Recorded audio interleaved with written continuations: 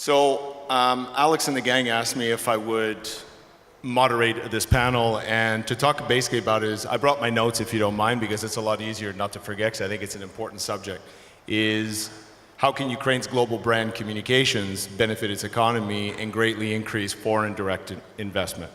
But before we get into that, I'd like to, some of them need no introduction, but some other people do need. So I would like to pass the baton, I guess, to the team to introduce themselves and to get it going.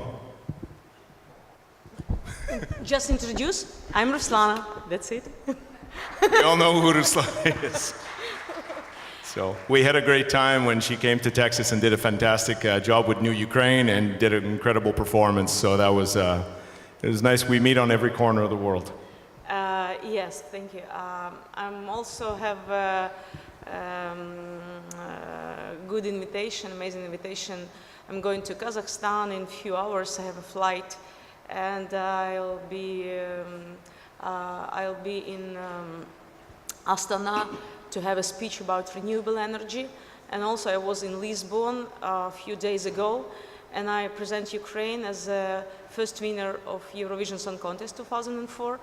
And I had a great big performance, open air, a big square in Lisbon, and it was like independent square in Ukraine. And I present Ukraine as a renewable energy country, as a clean energy country. We provide this message around the world, like music and social voice of Ukraine, and I provide this message like a new image of my country, because I believe that renewable energy will save our life, this earth, this world, and it's really energy for peace. I mean solar energy, wind energy, eco green energy. So this is my task for this time, and I devote my music project of wild energy for that. So I started with it 10 years ago, and we released album, international release, in Canada, in China even, with the comics book, with the book story, fantasy story about energy of the future. It's a story about future. So it's about some energy crisis. We lost our energy, but I'm going for the wild energy. I will find it or die. So it's story, just fantastic story. But for lifestyle, I would like to change mentality, change people with the music, and explain around the world how it's important to provide and use only renewable energy. 100% renewable energy, it's possible. And I cooperate with the great celebrities for that.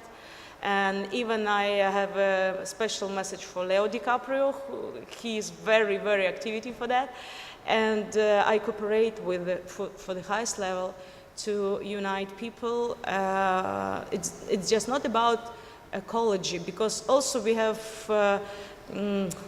not good energy story of Ukraine, I mean background.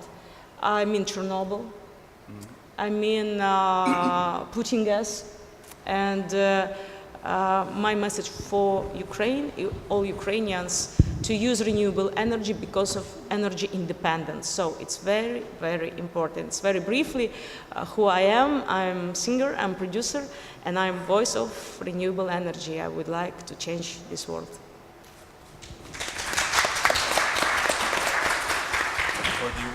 Do you want a microphone, or is it more pop? So 1, 2. Thank you. Well, my story is not that exciting. I'm not a celebrity. I'm a CEO of YouFuture Investment Group. It's a holding company that unites a number of companies and greenfield projects in Ukraine, from real estate and infrastructure to renewable energy, pharmaceuticals, high tech and innovation. Some of our companies and projects that you might know is Unit City Innovation Park in Kiev. It is also a pharmaceutical manufacturing company, Biopharma, UDP, which is our biggest real estate arm, and UDP Renewables that we just started last year and have been developing very rigorously lately. Thank you. But your name is Nicholas, right? Oh, I'm sorry, I didn't introduce myself. Yes, my name is Nicholas Tymoshchuk. Thank you. There we go. Thank you. Good morning. My name is Doug O'Neill, and I am the acting economic counselor at the U.S. Embassy here in Kyiv.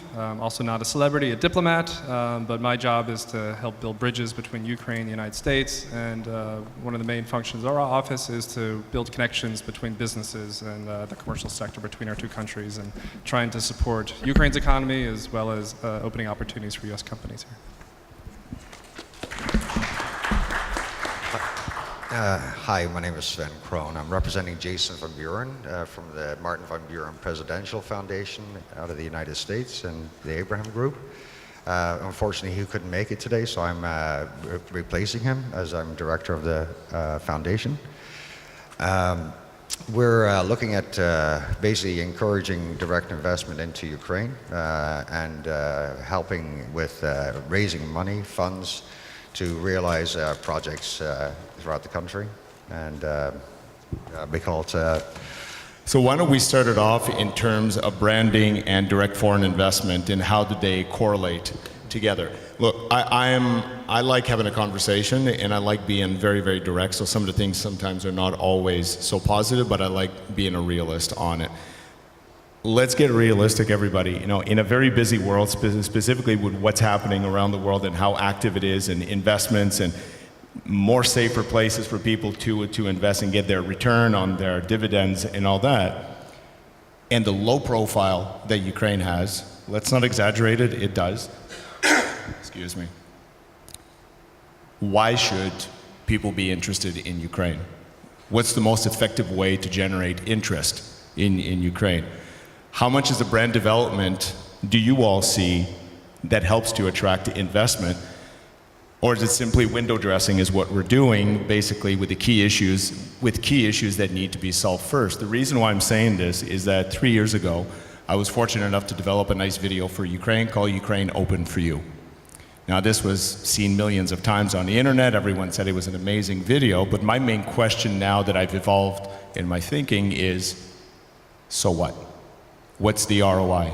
Did this brand campaign help bring any business into Ukraine? And I'm wondering, any of you, I'm not going to pick on anybody, but do you believe that a brand campaign is actually helping attract investment, or is it just fluff, and do we need to get back down to the core of what the problems are with Ukraine and addressing investors' issues? I believe Ukraine is, because the brand is... I don't think, can you all hear him okay? Can you hear me? No. Okay. Yeah, we need to, Hello? Better? is that better? Yeah, speak a bit loud. Okay. Thanks. I believe the brand Ukraine is very well received around the world. And you see how people are actually now, I mean, what I heard from Dallas, what happened there with Ruslana performing, that was, because helps. Also, from a point of view, what you're seeing, the talent that is actually going out of Ukraine and coming back with great new ideas, like we were saying earlier on. But I think the brand new Ukraine is very positive at the moment. And the only, I think, the critical factor that we're looking at is combining that with good corporate governance in businesses, if you know what I mean, to kind of get people feeling much more comfortable with investing their money. Yeah. What do you think? From, I think branding is certainly definitely very important. As you said, it's a very competitive world out there right now. I've had previous experience in Southeast Asia, where you have a group of countries, the so-called Asian tigers, which are out there really competing to attract foreign investment. And so Ukraine has to compete very hard to get interest from investors around the world. I think branding is definitely an important component of it to get investors interested in Ukraine. However, I think once they come, you have to have the fundamentals in place to maintain and keep the investment.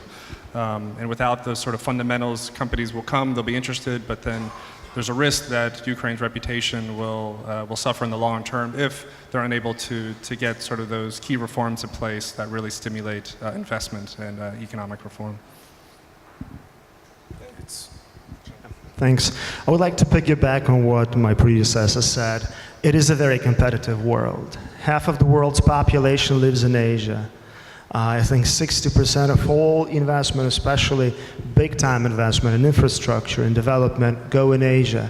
Europe, not even very hot in general on the global agenda, so countries from Eastern Europe that are not that well known as giants like France or Germany or the UK have to compete very, very, very tough. And I'm observing, because I spend maybe 70% of the time abroad, and I'm observing how even smaller countries from the region, like Georgia or Armenia, advertise, how heavily they advertise with the top international media, how they demonstrate every single achievement and every single positive piece of progress that they can demonstrate. We have to try harder. Yes, Ukraine is being given a credit for what it achieved so far. It is much better perceived than it was 4 or 5 years ago, but we dare not to stop here, because we will lose in this competition, even regional-wise, even talking about the surrounding countries. So we have to consider this effort that we're applying today is just to start and multiply it by X. I mean, in general, what I want to, we were talking about, basically the overall branding campaign and what did this kind of attract people, but what is the realistic way for Ukraine to do? Is it actually trying to pie in the sky to go after the big investors, like the big multi-billion-dollar deals, or is it probably smarter in terms of their branding to go after what the country is known for is a risk, but a potentially very lucrative risk? So should we be targeting more risky investors, is what I mean, rather than going after only the big ones where the chances are 1 in a million of getting them, compared to the competition globally? I mean, how would you see that? I mean, what kind of investors are we trying to attract realistically? Because once all the branding is done, they come here, and I'm sorry, but the curtain is going to be raised, and they will see the realities of what it is. It's sort of like going on a Tinder date. You take a look online, it looks good, but the minute you get to the restaurant, it's not what you bought. It's not what you actually went into. So yeah, I kind of get the question, but I think that there's there's different types of investors for different types of, as they say in English, horses for courses. And I think the key thing here is bringing the right types of investors for the right types of risk. And I think the risk mitigation strategies that need to be kind of employed for, and the amount of risk that you want to take, is really the appetite of the investor themselves. I think that with Ukraine, the getting onto back to the branding side of things, I think it's actually extremely positive, and I think from a point of view, attracting people to the country to see what is available is critical. But I actually, at the same time, think that the risk levels are so unknown for most people, the risk levels, that we call it, need to educate the investor quite significantly. One of the things that I'm quite impressed with is how the US government, utilizing OPIC and guarantees and that side of things, they've been proactive in that area to kind of de-risk things. But I think through the small medium enterprise, they've worked with Vostok Bank, which we call it with Empire State. I think that makes a big difference, that money's available, de-risked. And we call it and you have people who understand the local market and the risks that are involved with it. What do you guys think? Sorry? I think there's going to be a transition period, obviously, and I think. How long do you think that transition period will go? Because I've been hearing transition period for the last 20 years, so I'm wondering. Right, and I think that's kind of actually where Ukraine's at a critical crossroads right now, at a critical juncture. I mean, after the Revolution of Dignity, there was rapid reform in the economic side. The macroeconomic situation was stabilized, the fiscal sector was cleaned up. But I think that reform needs to continue at the same pace. And I think there's some concern that the reform process has been slowing a bit. Whereas I think that Ukraine is a good story to tell the world, and it has to get the message out there. It has a highly educated workforce, obviously some of the most fertile soil in the world, proximity to the EU with the new DCFTA. a high-tech sector. So there's a lot of things going for it, but I think some of the deterrents are still there, including sort of the questions about the sanctity of a contract, getting a fair hearing in the court of law. Some of the corruption levels are concerning to companies. And so I think in order to make that leap, you really have to tackle those things. And there's been an impressive amount of progress made on that since 2014.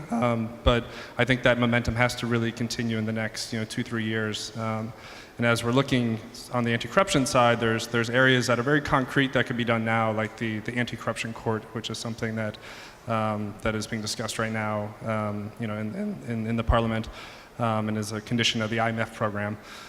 So things like that could really make a difference in securing the IMF program and securing sort of international investor confidence in the economy here. So I think we're kind of at a really key juncture where, like you said, it could be another 5 or 6, 10 years if reform's slow. Maybe 20. But if they can put these things in place now and continue the sort of the same pace of reforms they've had in the past 3-4 years, then I think Ukraine would be in much better shape.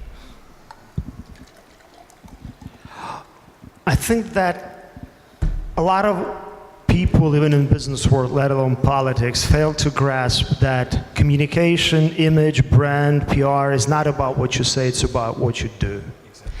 And in the world of business, in my experience, no matter how much you advertise and invest in all kind of promotion, conferences and so on, 99 of 100 business people will invest or work with you only because of the word of mouth, only because they're a competitor, a partner, experienced, profitable business, growth, and prosperity with you or in your country.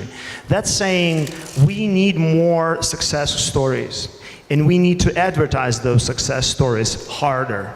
But without those success stories, we will not have anything to advertise. So in this respect, I think that every new project implemented, every new business built, every new, as Katerina Mikhailovna said, every new restaurant opened, every new piece of legislation that effectively, in reality, streamlined business processes in this country must be demonstrated, must be advertised, and must be spoken of.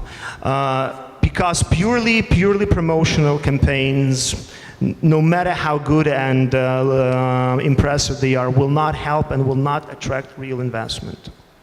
No, absolutely.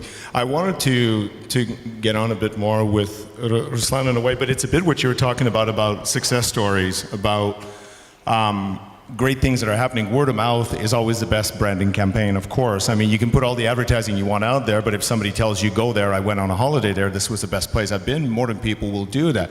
But Ruslana, you've been traveling the world, and you've been what I call basically as a true brand ambassador at heart. Now, the question is, do we need more branding, or do we need more positive brand ambassadors out there that can do the word of mouth, as you were saying, in order to promote? So there's one Ruslana, but imagine if we had 50 of them in all different spheres of business that were great brand ambassadors. So how do you see that, Ruslana, in your way? Do you see spreading more out there, or just give me your take on it? Of course, I present Ukraine for many years around the world for a lot of events. It's different events, absolutely. Music events, performance, interviews, news, TEDx forum, and social forum, IT forum. Everybody would like to know what's going on with Ukraine, what's the story of Ukraine. Government of different country ask me about that. Highest level politics around the world. Biggest campaign, and the head of this campaign asked me, what's the interest in about Ukraine? Tell us. And also just people before, through, and after my performance also would like to know about Ukraine, a story for the future.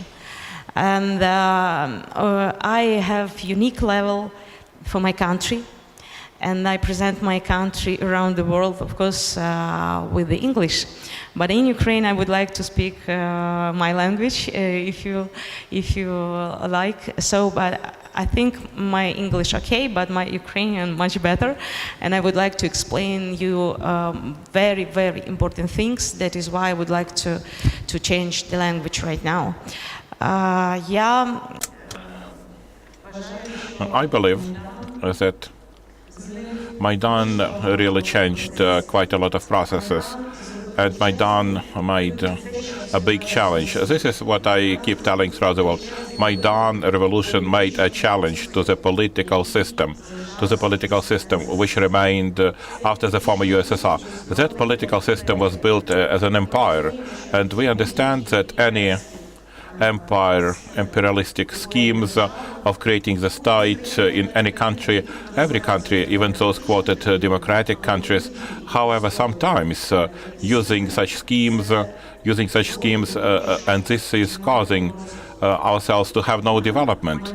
Ukraine, with Maidan, first of all, opened up the doors and opportunities for development of its own potential and resources. Its potential, Ukraine does not know. Ukraine now learns of its own potential. Ukraine became a startup. Ukraine is a startup of the new country.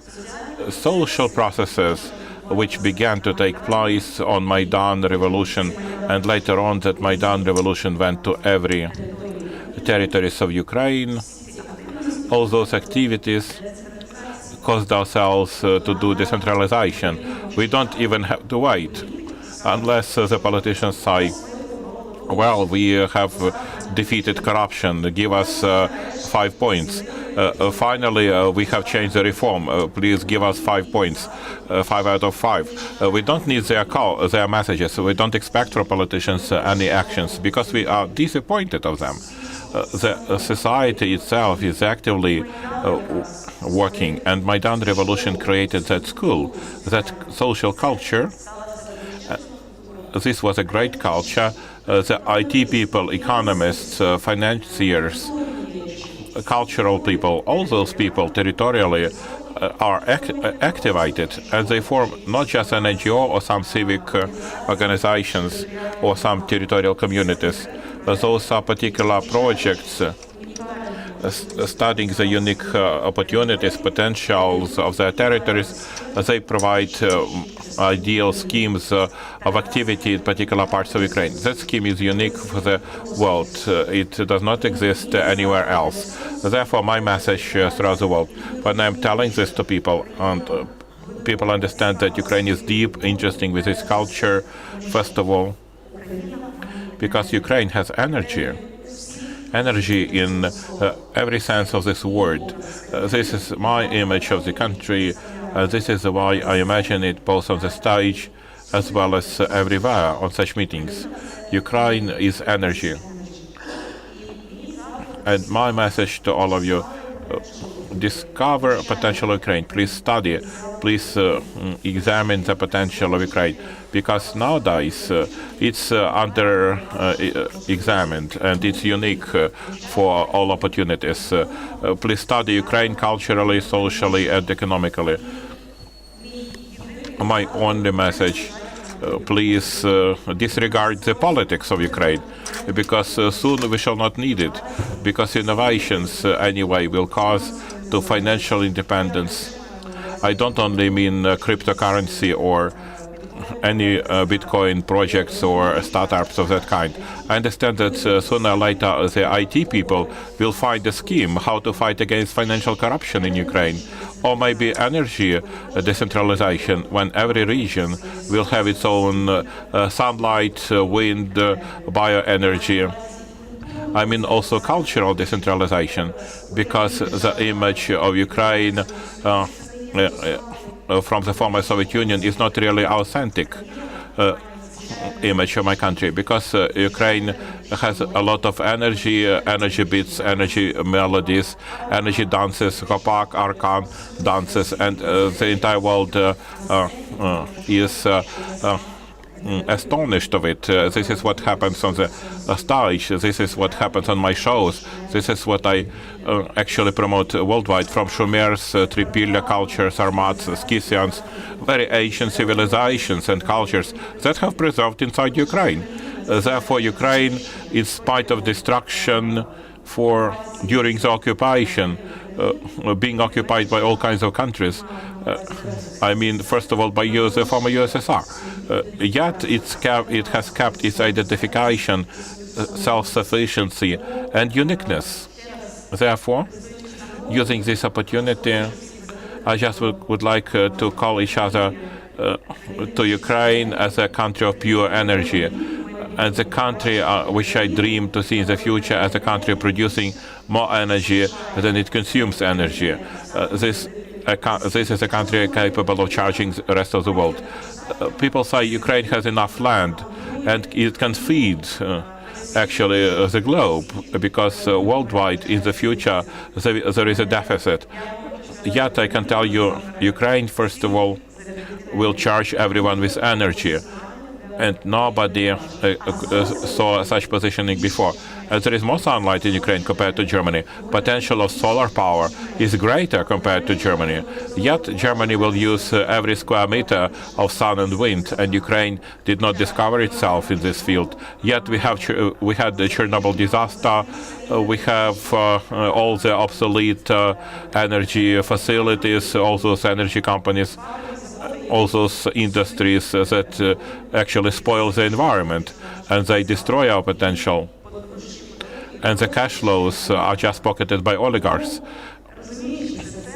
Understanding all that, I'm trying to improve my speeches and to improve my messages, to make sure you get excited by Ukraine and charged by it. My objective worldwide to demonstrate Ukraine as an interesting country in absolutely every direction, economically, culturally, and socially. As soon as you learn about the country, you will obviously be there. And this is time to discover the potential, because Ukraine is unique, with very old exotic culture as well as amazing clean energy.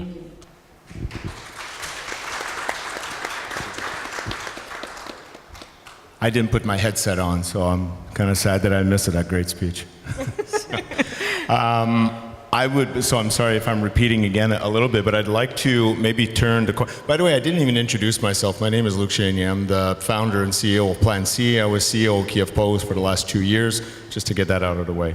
I would like to switch it. I keep hearing consistently in terms of investment and branding how great Ukraine is. I mean, I've been here 20 years, so I have a right to be a little tough if I want to be, because I love this country. But we keep hearing about how great Ukraine, all the potential, all the great things that can happen consistently, everything that's great for investors. But what I've noticed in all branding, we're always sugarcoating it, and the obstacles are never being addressed openly. Would that be a way of a branding campaign to address where the obstacles are and what is being done about them? I find it miraculous when I find out on, let's say, banking, how well things have changed in banking in a massive way, but I don't see that in any massive PR or branding campaigns. All I keep saying is come and invest. Should we be addressing the negatives, but how they're being fixed and how things are being done so that investors can say, this is moving in the right direction, not just nice fluffy kids running in a field and mountains in Carpathia, which is beautiful, don't get me wrong. What do you guys think in general? What does everybody think on that? Should the negative be addressed and shown the progress on what's been going wrong?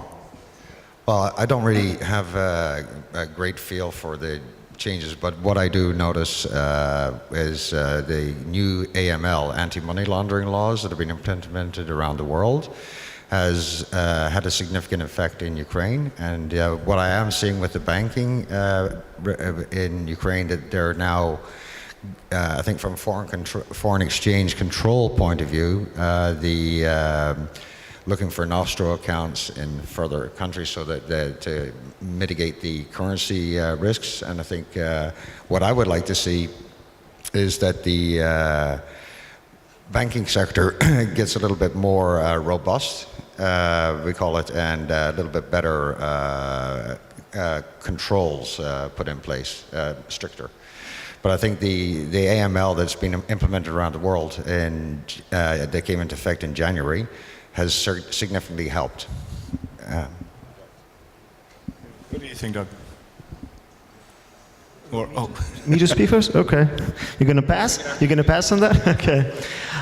Look, let's be realistic.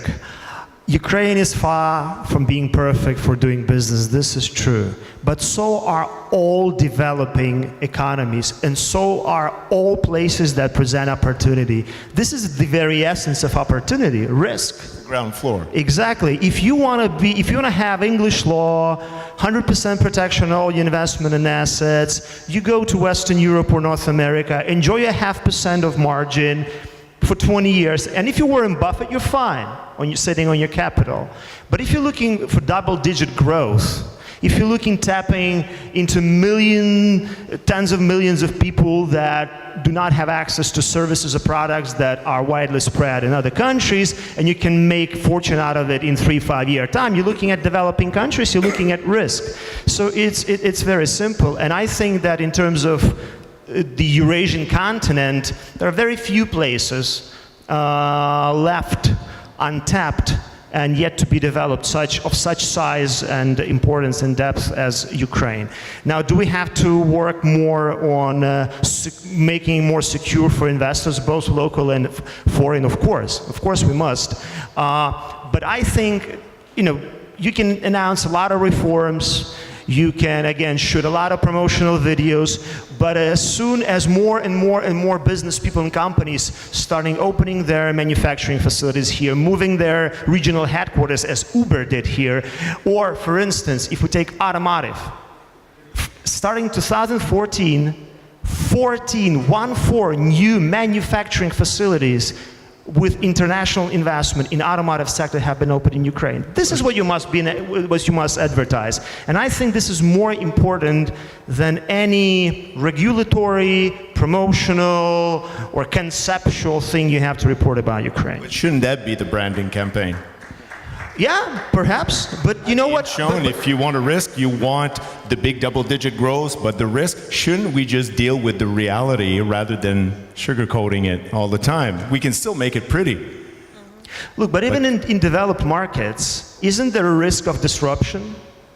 Look at 500 Fortune companies in 2000 and today. Half of them are gone. So risk is always there. It is always there. And those who are bold enough to go after that risk are usually then being interviewed about those amazing stories. Thank you. Do you find no, go back. Come on, you're not getting away with that easy. Yeah. No, I agree. I mean, I think investors are always looking risk versus reward. But whether it's sort of sugarcoat, I think there are great stories in the banking sector, for example, that really need to be highlighted and need to be focused on. So I think there could be a better job of highlighting what's good, because there is negative stories and negative narrative out there about Ukraine based on the past. So I think that investors will come and they'll take the risk and they'll have to understand that. But I think maybe focusing on the reward and the opportunity here is probably the better way to go versus focusing too much on the risk, and then that becomes the narrative. Yes, of course. If you have any risk or any problem with the corruption in Ukraine, just call me. Just call me my number, plus 3806 672 6724. Just call me, and I would like to have strong battle with corruption in Ukraine. So I need to know this information, and I work with all guys who call me, really ask me about that. Look, if you're interested in Ukraine, just try to looking for the best way to do that. That's it. If you're thinking about corruption of Ukraine, so a lot of country has the same situation, maybe better. So if you're thinking about the risk. So it's normally for any market. So it's bad myth or dark myth about Ukraine, because we have information war. A lot of bad information, bad myth produce every day, every moment, and we don't have the resource to fight with that. And just stop listen bad things about Ukraine. Just visit Ukraine. Just learn Ukraine and discovery of potential Ukraine. My answer. It's a great answer, but as we were talking earlier, we were talking about getting great positive stories, great brand ambassadors, great campaigns, and all that. Should we be investing more into branding campaigns just to get people here to discover, as you're saying? Because once they come here, they're hooked. I mean, I was hooked. People asked me, what do you do in Ukraine? I said, I'm an investor. What do you invest in? I said, I stayed. So it's as simple. Yeah. I didn't run away, but... Yeah, I kind of agree with you, to be honest with you. I came here 10 years ago, really like the country, really think there's positive energy. Yes, there's a problem with corruption. It does need to, the changes happens, it takes time, and that's about the people wanting change. And I think one of the key things that I'd like to see is that taxation gets under control from a point of view to improve the quality of life of the people that are here. And that's really one of the things that I'd like to see big change in, and that the monies that are flowing in, being brought into the country, really directly affect the people in a positive manner. That taxes are being collected, pension funds are being taken care of. That's why you de-risk things, purely because if you're investing pensioners' money, you want to make sure that that's safe and giving the best return. But this country has just such an amazing amount of talent, such an amazing amount of, how would I say it, entrepreneurship, in spite of, if you go to other countries, you have lots of assistance programs. Here, people are getting up, rolling up their sleeves and doing it themselves. It's called surviving. Exactly. But I'll get back to that point at the end because it's in my notes. What I wanted to get to is that we were talking about positive stories, about brand ambassadors around the world, like talking about Ukraine. Now but the problem, like something that every time I hear it, it makes me sad, and I wanted to know, should we be concentrating more on brand development of the country and of the issues, or should we actually be concentrating more on brand containment? Now what I'm saying is brand containment is every time we have a success story, then I hear something, and I'm not pointing out the government, but I'm pointing out people are doing a completely boneheaded move that shoots us 3 times in the foot and that eliminates any kind of success that we've had for the last year. And this people only focus on the negativity of Ukraine, sometimes false, sometimes right there on video to see it, like the brawls in the Rada. I mean, what does that say to an investor when he sees politicians doing that? Should we be concentrating more on PR crisis and taking care of our image and staying consistent on key subjects to make sure that this is clean?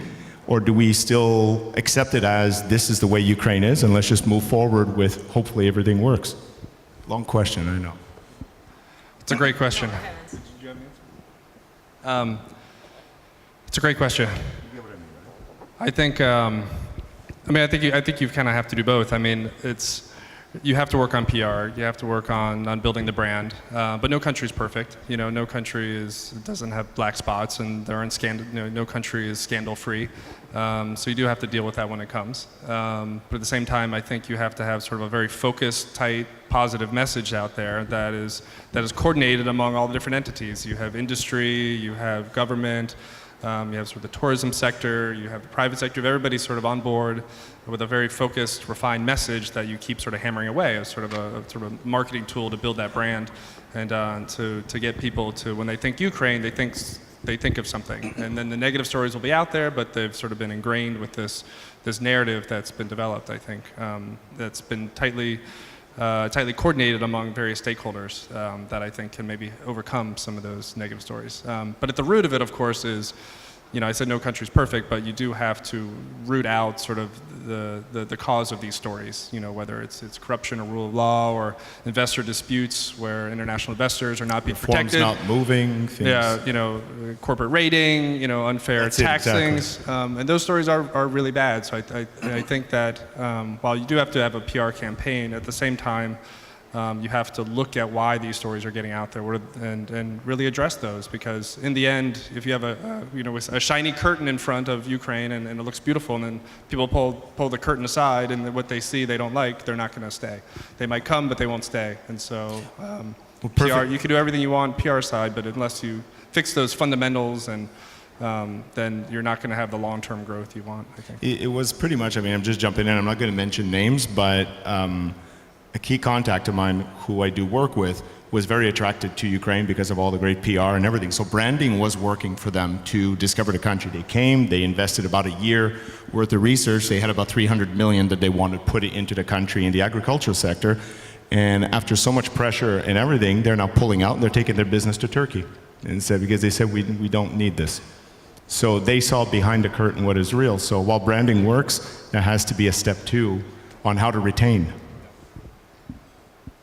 I think those are not mutually excluding, but rather complementing actions. So, of course, you need to raise brand awareness about Ukraine because of mere competition.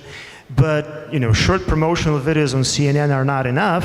If you, for instance, switch on BBC World News, you would see that Armenia or Ecuador, for that matter, have year-long programs of very deep and unveiling episodes about the country's history, about the country's culture, about the country's economy, and that's why I want to support what Ruslana said previously. If you are an IT guy from Ukraine and you want to explain to your potential US customer why you can take care of their security and why you are not Russia, it's not you have to do that, and that guy in the US doesn't have time to listen to it. It's the brand of the country that must go before, that must go ahead and promote this country as something different, as something unique, as something you want to be attracted to or work with. In parallel, of course, if you do not support it with producing success stories, with actually people making profit and benefiting from this country, it's not going to work, and looking behind that curtain, you simply won't go.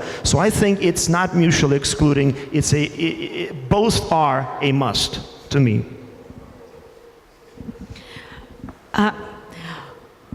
Look, when I tell us about PR of Ukraine, for me it means just blah blah about something, or I don't know how I can use it. So my idea, what Ukraine can produce and provide as a story, as a really great story, very neededly for everybody around the world. First of all, about Maidan and new heroes. This is the best example of fighting for independence and freedom. Really, it's a great story for everybody around the world.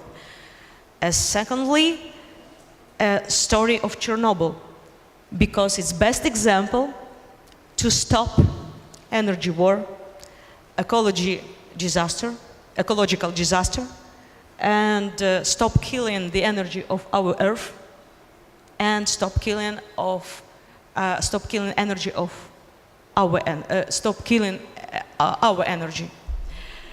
And the last story, I think we can tell amazing, authentic story, for example, about Carpathian Mountains, Carpathian region.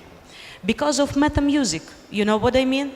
It's a really myth, but this myth exists. It's healthy music. You know about Tibet, you know about like yoga, but you know nothing about healthy music from Ukraine. We have it. We have three, for example, for this moment, for our conversation, amazing story. We can produce and provide really amazing things around the world. So Ukraine,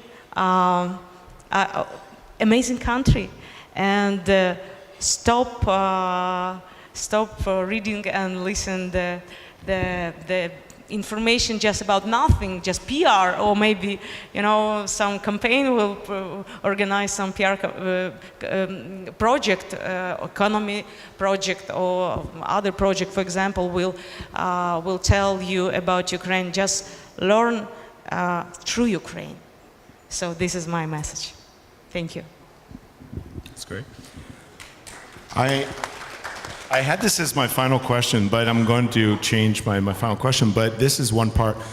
Rather than trying to attract big investors into Ukraine, like big factories and big things like that, which is one shot at a time, maybe I'm dreaming, but in terms of our branding, should it not, or do you see it as, in order to develop SMEs in general, attracting young startups to want to come here and actually launch their businesses? Rather, I'm just wondering, what do you guys think about, instead of only going after the big established companies, do we actually start investing in terms of branding, in terms of attracting smaller companies that need a break, that can capitalize on the great IT infrastructure, the great low-cost wages and everything, in order to have a chance where they wouldn't do it in Europe? Is this an option for Ukraine one day, or is there just too much regulatory problems and red tape that it makes it next to impossible? I might as well go to Berlin, which is now the new hip place for startups. Or is that even realistic in the reality of Ukraine's state? Well, in my opinion, the startups in Ukraine, I mean, they're so diverse. The critical thing is that you need the right infrastructure in place, and we call it to support them. And really at this juncture, it hasn't got a good enough quality infrastructure, but the startups are happening, and there's a lot of talent. But are startups coming from outside to Ukraine? Sorry. Okay. To come in, yeah, but you need the infrastructure in place. And I think that attracting it, once you have some of the developments that are taking place in Ukraine at the moment, like Riviera development down in Odessa, then you'll start to see people being interested in creating a community, because you need the community to be there. But I think for foreign, certainly younger generation, is an ideal place to come, without a doubt. But I think you need the infrastructure put. Yeah, I would agree. I mean, I think one of Ukraine's greatest advantages is its people and its talent, and the youth here, and the innovation, and the sort of entrepreneurial spirit of the younger generation here is extremely impressive. So I think you have sort of the right ingredients based on the people, and I do think that the Ukrainian people definitely have the ability to attract startups, to attract investment in these areas, and especially sort of the younger generation. But the question about startups, and I'm sorry if I'm jumping back in, is it's especially in your IT world, a lot of companies are started in Ukraine internally, but the minute they get to a certain level, they're gone to the States immediately, or how do we retain them? It's about the money. It's the money. It's what their salaries. It's all about the salaries, and they're getting better compensation, and we call it the cost of living is very low here, but quality. But in reality, like if you let's say in the IT sector, there's a big drain because there's so much talent here. You need to find a way to, they need better quality of life and better salaries in Ukraine, as opposed to exporting. And then to attract people coming over here, that's extremely difficult whenever they have better talent here, earning less money. So it's a vicious circle, if you understand what I'm saying. Well, jump in. The same question, or you wanted to? Or you can change it. Look, I think it's different for every industry. If you're looking at infrastructure, and Ukraine badly needs investment in its infrastructure, you cannot go with SMEs. You obviously need huge companies. You need billions and billions of investment. You need concessions with the government. It's very long term, and there you need to attract the companies of the appropriate size and status. If you're looking at even agriculture, for instance, you have to look at different parts of the value chain, because attracting small Dutch farmers for example, is very effective to bring new technology approaches and culture in doing the farming.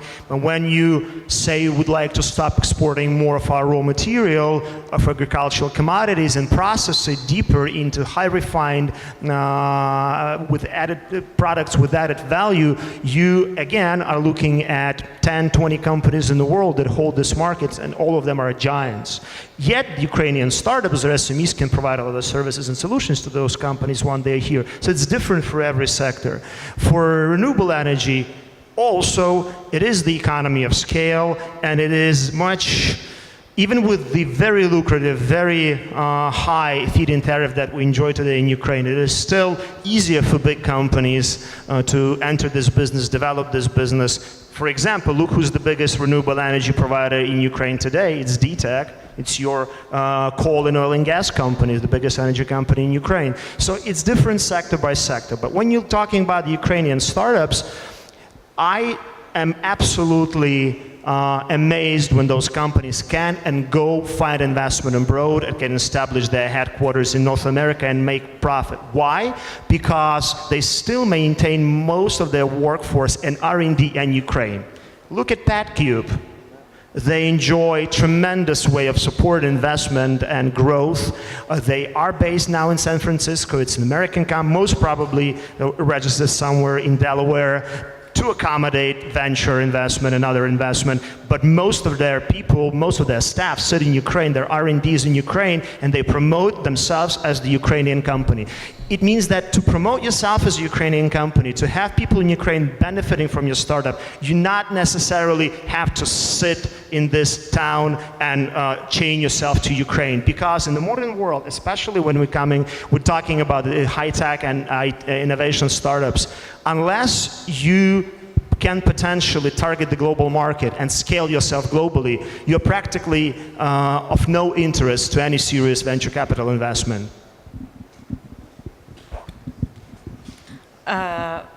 It's last question? Yes, last question. I got about like 5 minutes left. Luke, ask me something.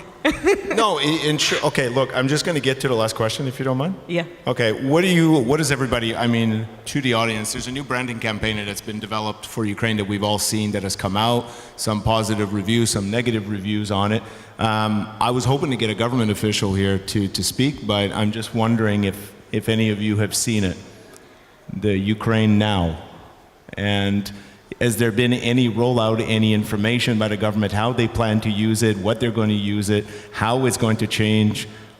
Because I haven't heard anything about it, which is another endemic issue of non-communication about communication. What have you heard? Have you heard from the new branding Start from me? Yeah. Okay. Ukraine Now. My dream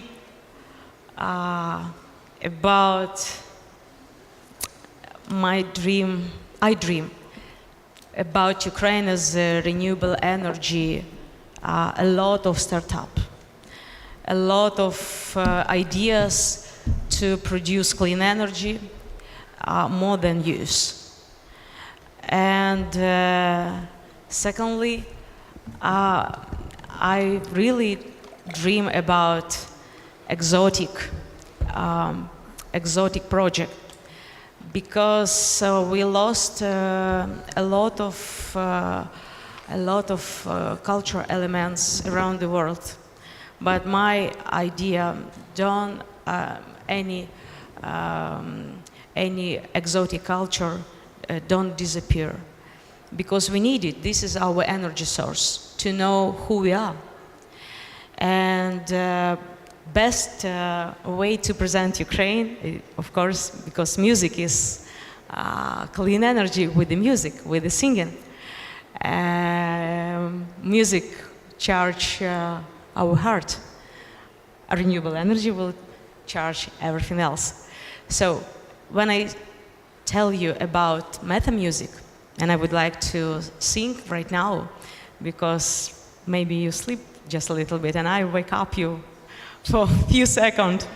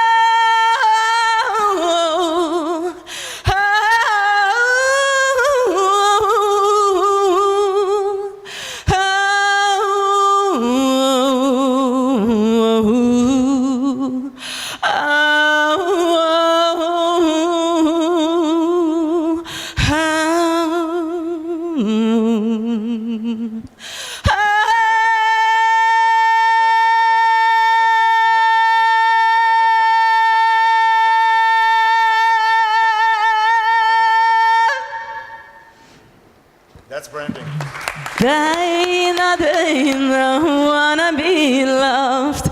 Dina, gonna take my wild chances. Dina, Dina, freedom above. Dina, Dina, day, I'm wild dancing.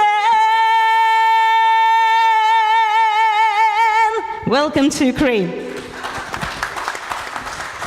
One song at a time. Okay, now you're up for karaoke. So you all got to sing now. That's part of the closing concussion. So closing remarks in terms of, again, the topic was, does branding help benefit direct investment to Ukraine? And what's your final thoughts on it? Yeah, I think 100% it does, and I think the branding. Oh, sorry, the branding we call it is really key. But at the same time, like I said earlier on, it's about getting the governance and we call it to let the investment flow. The investment is critical to get this change put in place. I mean, there's, how would I say it?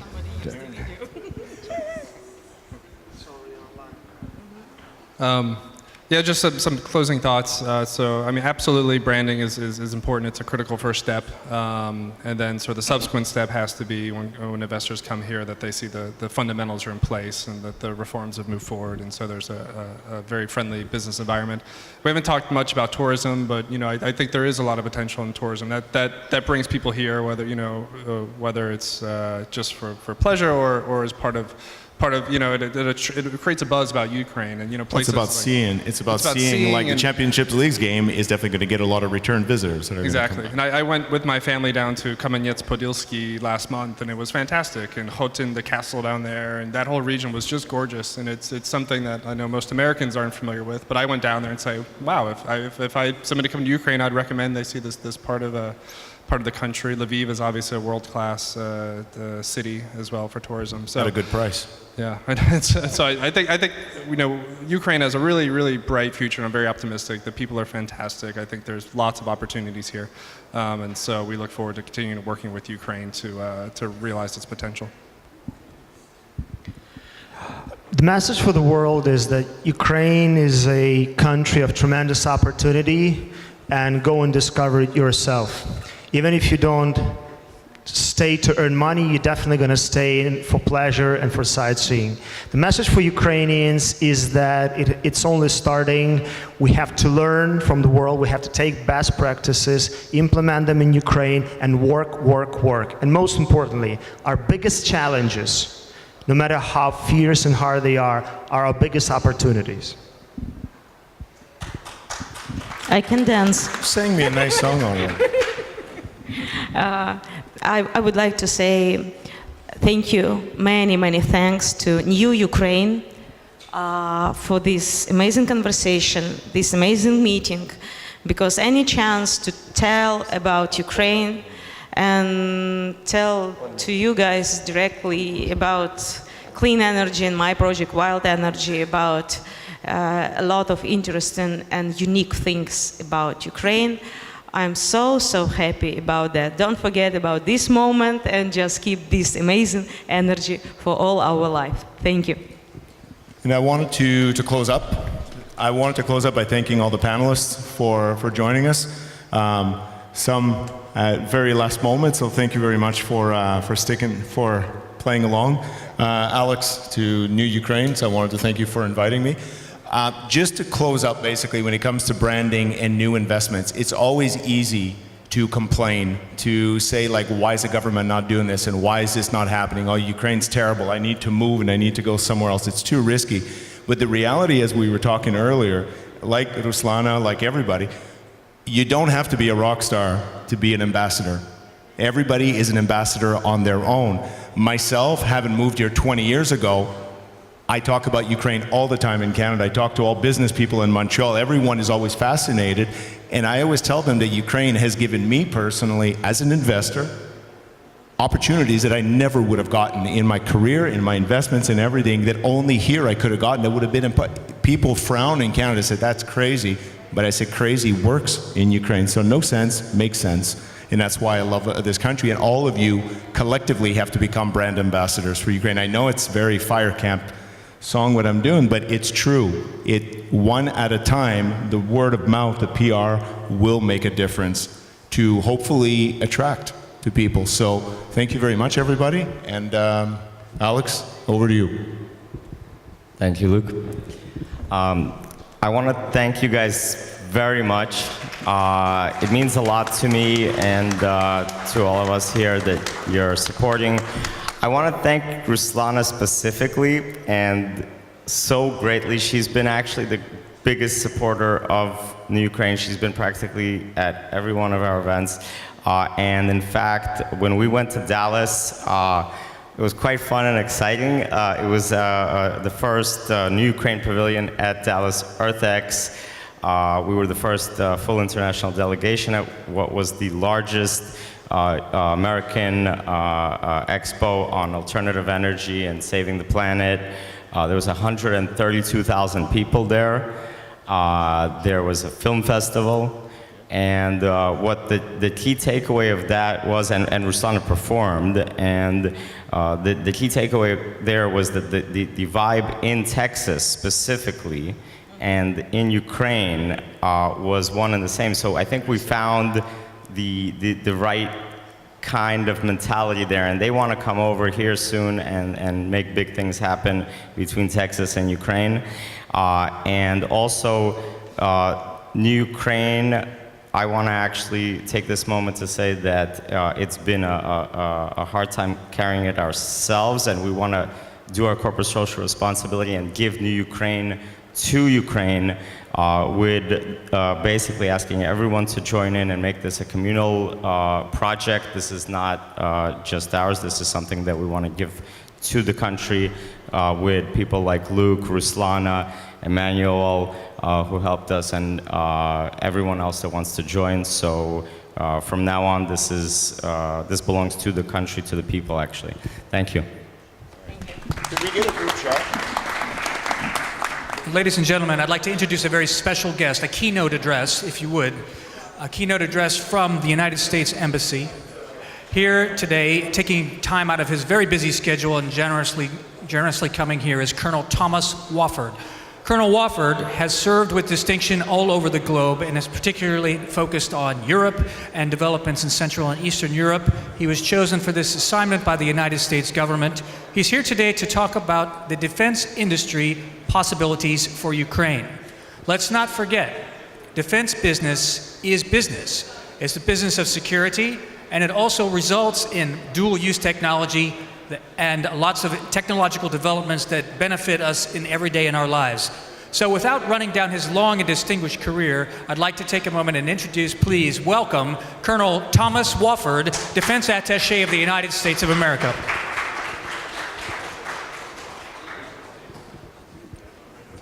Thank you, Mark, for the introduction. Мені дуже приємно бути тут з вами сьогодні. I'm really happy being here with you. I can see that there is translation that if you're not against that, I will really speak English language. So what I want to say is important, so I want to say it in the best way that I can, which will be in English.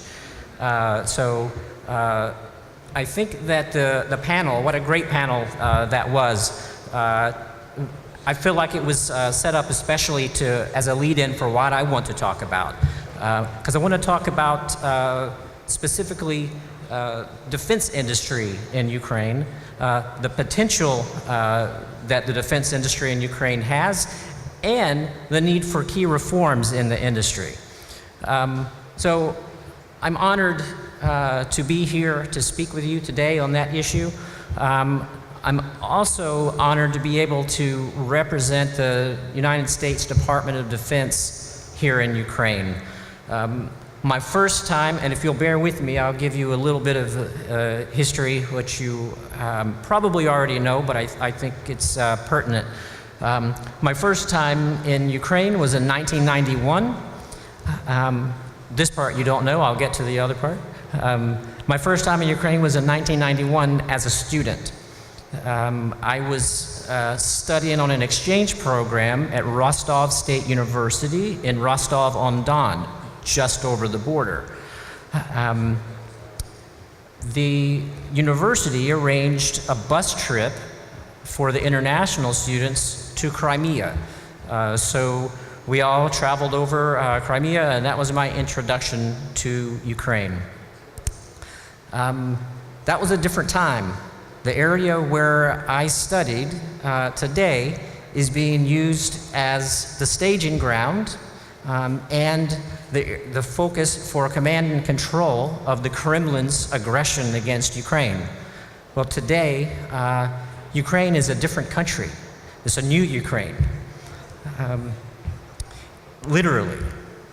So during the Soviet times, when I first came, the Soviet Union had established its defense industry in a vast network of factories throughout the entire territory of the Soviet Union that were all interdependent.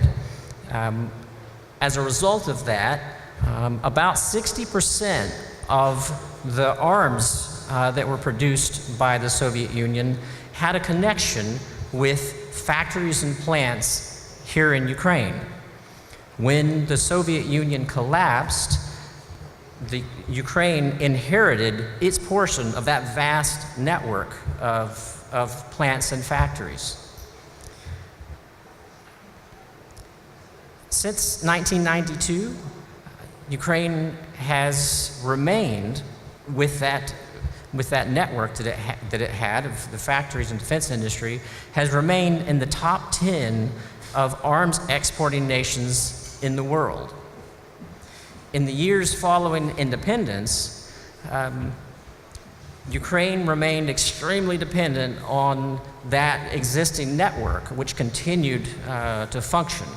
And most of the defense industries in Ukraine still relied on imports from abroad, specifically from Russia.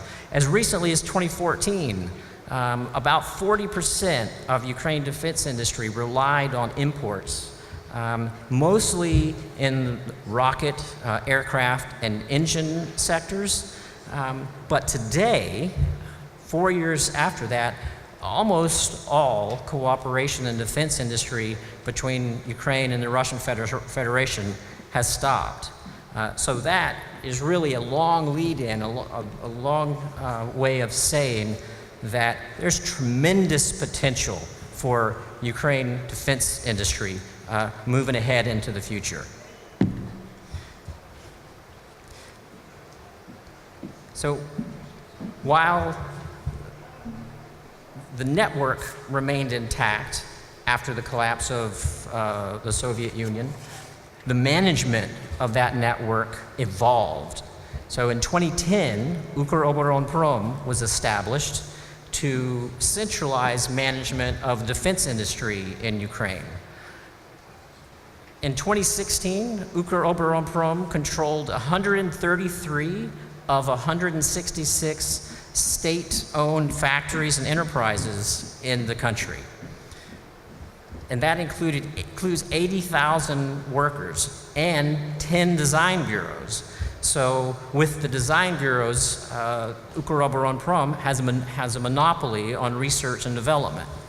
But not all defense industry in Ukraine belongs to Ukroboronprom. There are 33 other state-owned enterprises that belong to other ministries and agencies of the Ukrainian government.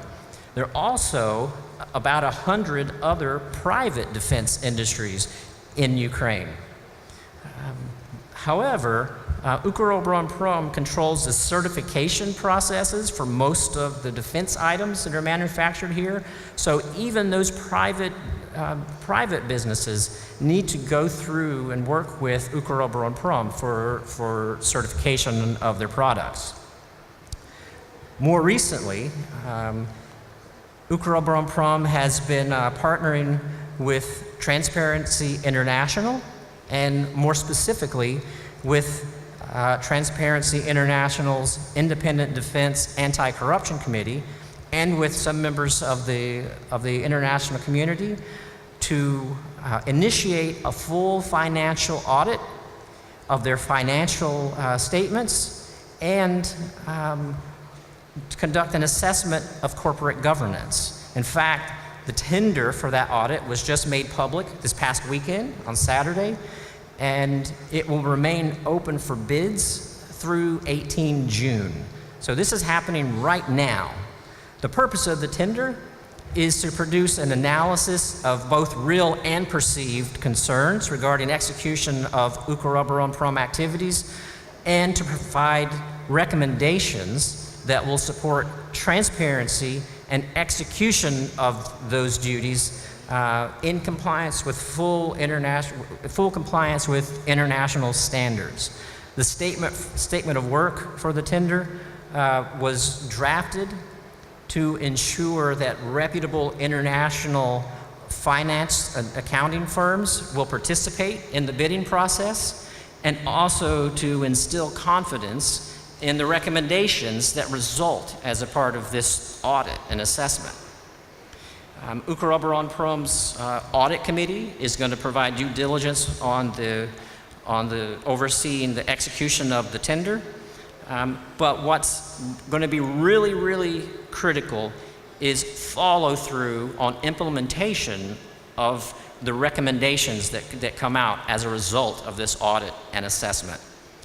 And I can say that the United States is ready and willing to provide the technical advice and support to Ukraine and to Ukroboronprom to implement any needed reforms that come forth as a part of this audit. We believe that as a result, moving into the future, Ukrainian defense industry will become more transparent, more efficient, and it will be more attractive to greater Western investment and cooperation. In short, much like the country as a whole, with a commitment to some key reforms, their future is very promising for Ukraine's defense industry. Now, since independence, Ukraine's defense industry has been focused on exports, but Ukroboronprom and the factories and plants that fall under it are also filling the essential role of providing Ukraine's armed forces with the armaments and the services that they need. And that has been especially true and especially important since 2014. It's also important that the Ministry of Defense, under the strong leadership of Minister Poltorak, develop a viable strategy for long-term acquisition plan.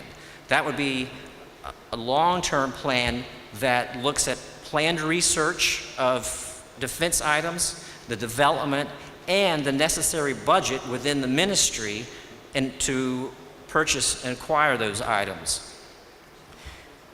The United States is working with the Ministry of Defense to develop the tools to be able to put in place such a long-term strategy.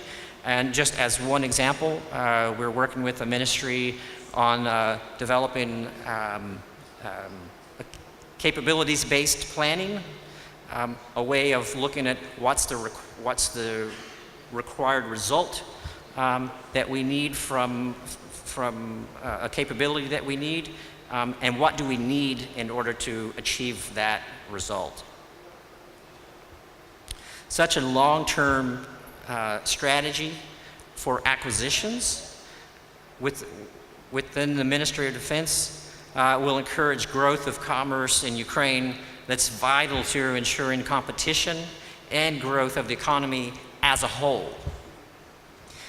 So this includes Ukraine's ability to cooperate with its international partners to acquire defense items that Ukraine is not able to produce itself, because even though there is a vast defense industry, very capable in Ukraine, it can't do everything. You may be aware that the United States has been working with Ukraine to transfer 2 island-class patrol boats. That process has taken longer than we expected it to take, but it's still moving forward. And we look forward to being able to transfer those boats to the Ukrainian Navy. But going through the process itself has helped us to identify some areas where we can strengthen our bilateral partnership. For example, I'm pleased to hear that the Ukrainian government is working on the necessary legislative changes that will allow the Ministry of Defense to make purchases directly from foreign governments.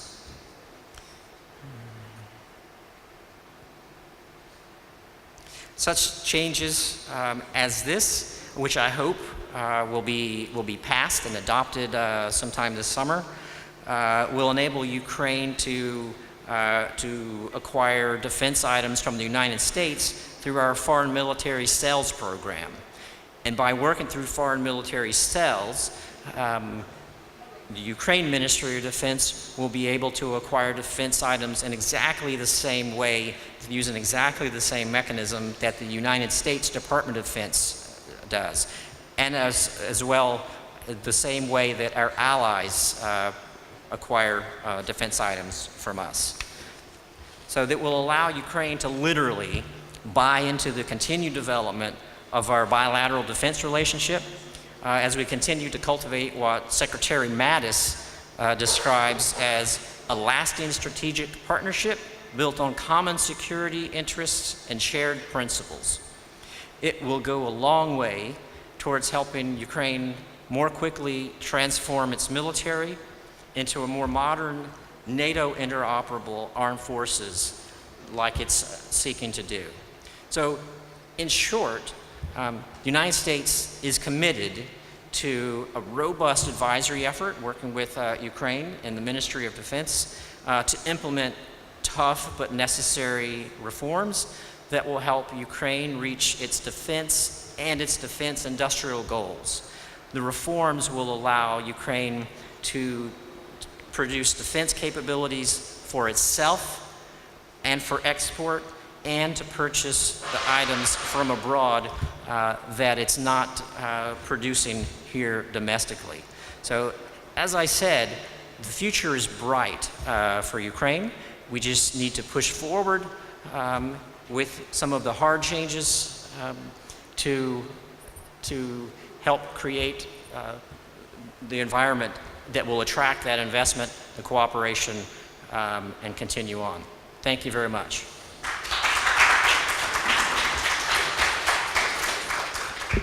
Thank you.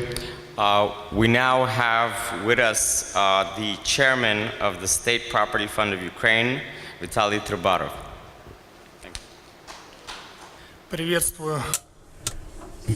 I'd like to greet all the participants of today's event.